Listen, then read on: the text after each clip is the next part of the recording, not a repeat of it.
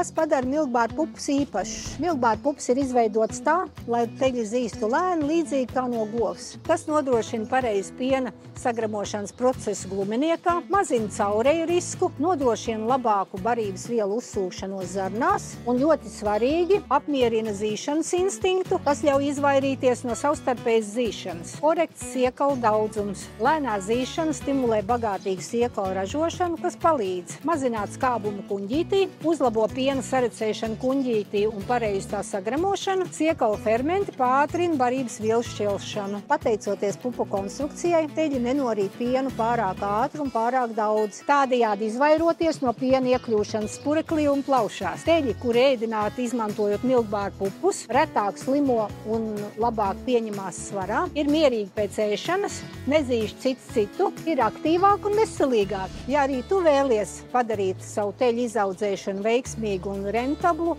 sazinies ar mums!